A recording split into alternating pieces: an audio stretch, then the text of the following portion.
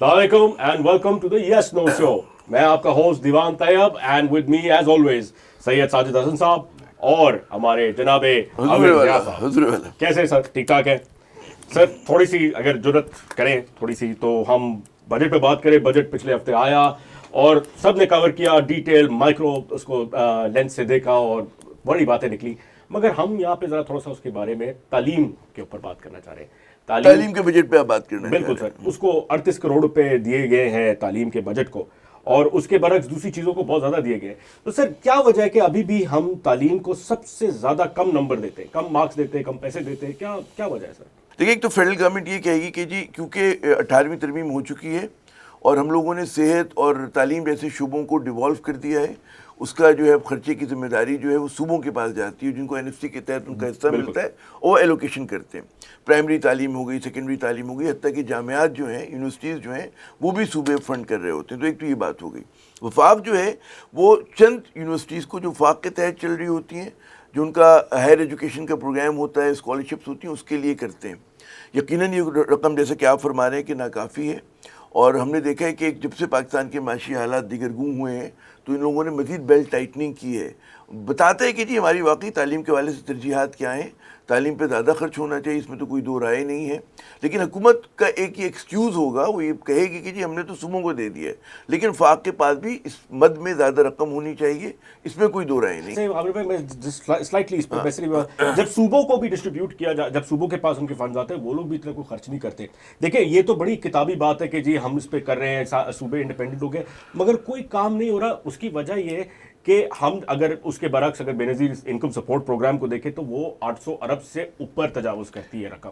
تو یہ ایک پیرٹی ہے سر. اس میں میں یہ عرض کروں کہ ہمارے یہاں جو صوبے ہیں ان کے پاس they are flushed with money, اور کافی مطلب ہے آن پیپر جو ہے ان کے پاس وہ اچھا خاصا ایلوکیشن کرتے ہیں دونوں مدوں میں, صحت پہ بھی تعلیم پہ بھی. ہاں یہ بالکل ہے کہ پھر اس کے باوجود ہزاروں اسکولز جو ہیں وہ بغیر باؤنڈری کے ہیں, وہاں پہ بیت الخلاء نہیں ہے, وہاں پہ پینے کا صاف پانی نہیں, وہ ایک الگ بات ہے, وہ جو بد انتظامی ہے. لیکن فنڈ جا رہے ہیں وہاں پر. وہ کہتے ہیں جی بہت بڑا جو ہے وہ ٹیچرز کو ہم لوگ تنخواہوں میں چلا جاتا ہے.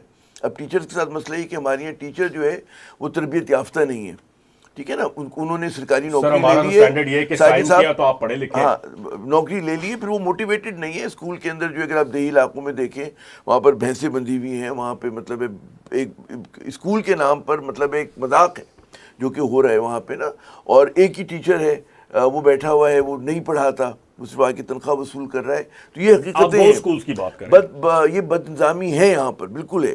لیکن ساتھ ساتھ جو ہے یہ بھی ایشو ہے کہ مطلب ہے وفاقی حکومت ہمیشہ کہے گی جی اب یہ صوبے کی ذمہ داری, اگر ان کے پاس کیپیسٹی نہیں ہے, وہ اس میں دیانت کے ساتھ نہیں چلا رہے, تو مطلب ہے ان کا قصور ہے. ساجد صاحب آپ کا یہ اٹس یور پیٹ پیو بیکاز یو فیل کہ ہمارے یوتھ کو ایجوکیشن کی بڑی ضرورت ہے. جو آپ باتیں کہہ رہے ہیں دراصل بات یہ ہے کہ پاکستان کا المیہ یہ ہے کہ ہماری پولیٹیکل پارٹیز, کیونکہ وہ ایتھنک بیسز ہیں زیادہ تر ان لوگوں کی, نیشنلسٹ ہیں.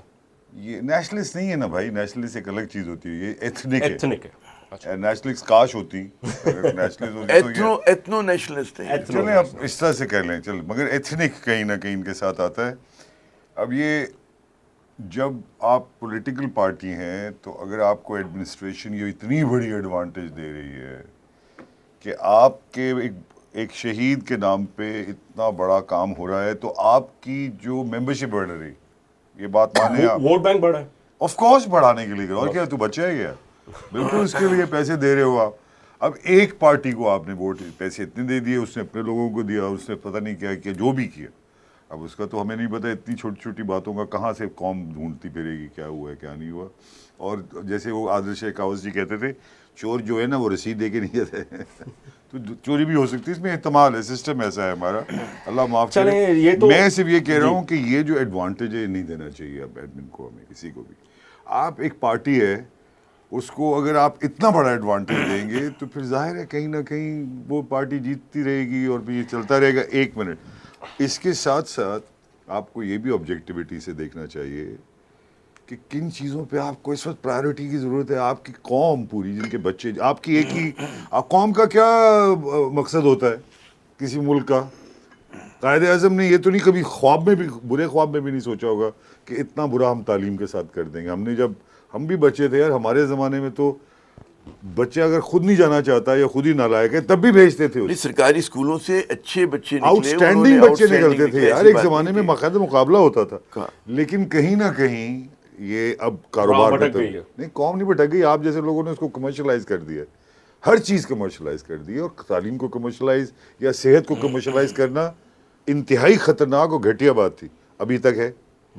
आप जब तक इसको एड्रेस नहीं करेंगे, आप स्कूल कॉलेजेस, आपने बिल्कुल सही कहा, आप सिंध में चले जाएं, आप 2 मिनट में देखें वहाँ पानी नहीं है, बाथरूम में, मैं क्योंकि जाके हम रिकॉर्डिंग करते रहते हैं ऐसी जगहों पे, मैं आपको खून के आंसू रोते हुए, खुदा की कसम मुझे याद है कि ना बाथरूम है, एक जो पढ़ाने वाला जो आदमी है, अल्लाह माफ़ करे हमें, कि उस्ताद हमने क्या क्या रखे हैं, क्या क्वालिटी की। तो अब तो भाई आप पैसे देंगे तो बच्चा आपका चलेगा, तो ये तो फिर एक बड़ी ख़तरनाक बात।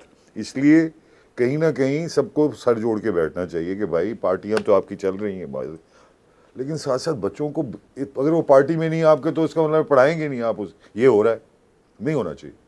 How do you get, party में अगर हो भी तब भी जरूरी नहीं कि वो पढ़ाएं।